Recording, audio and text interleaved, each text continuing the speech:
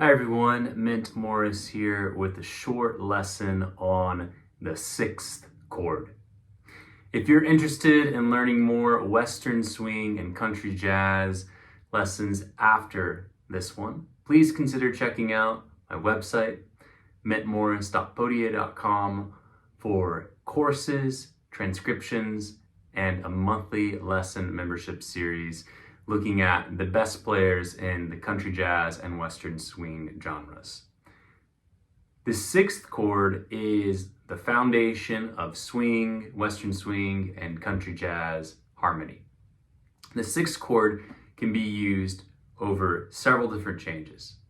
As I was demonstrating in this opening progression, I was playing the sixth chord over a 1, 2, and 5 of a chord progression based off of the tune Sugar Moon.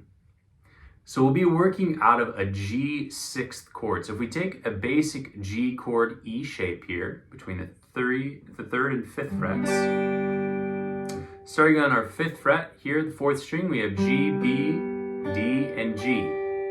Now if we add our pinky to the second string fifth fret, we have a G6.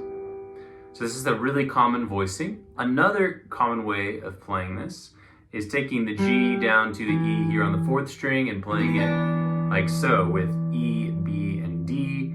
And if you extend that further, you have a nice Freddie Green styled jazz rhythm voicing. So within this shape, we have the G, B, D, and E notes. Okay, and so we can play up and down.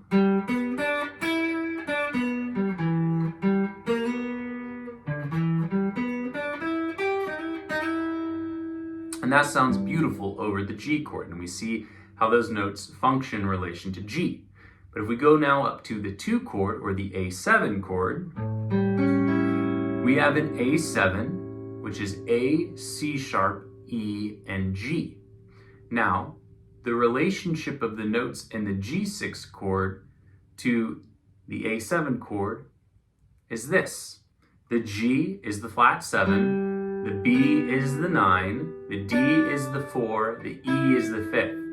So you can see we have chord tones and color tones.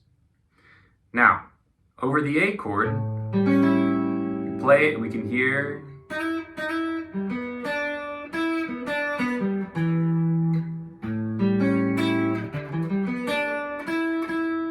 it sounds very nice.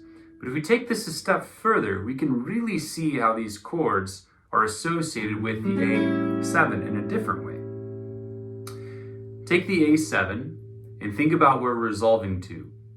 We're going to a D chord. So in jazz, we have the 2 minor 5-1 change. So what is the 5 of D? It's the A. What is the 2 of D? It's the E minor. Okay? So if we have an E minor chord, we have the notes E, G, B, and D.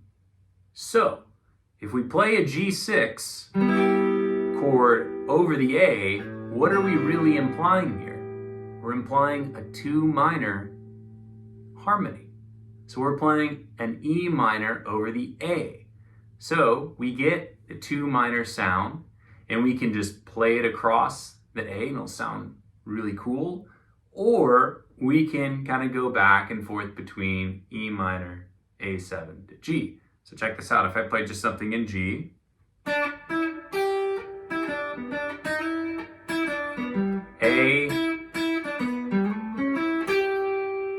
and then up into an A7 explicitly by playing up that triad. So I started on the E minor, or the G6. It just looks like that chord, and then I moved it on up after I played over the bar a little bit. So again, if you hear that,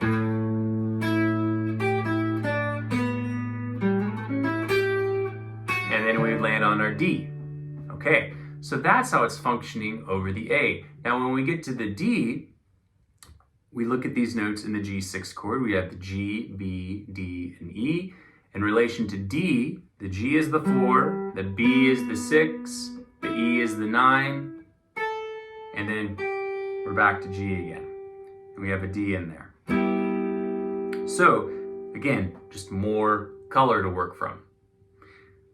take the G6 chord and try soloing up and down in different G6 positions. So you can take the G6 here, and the next most common one would be right here. And try playing over that 1, 2, 5 change and hear all the different tones you can get out of that, the different colors, without having to necessarily play to the changes. You're coloring the changes instead. So one more time through this.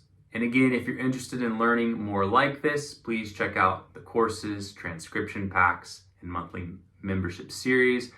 Or you can drop me an email on my contacts page and set up a private lesson over Zoom. All of the information will be in the description below. I'll see you in the next lesson. Thank you.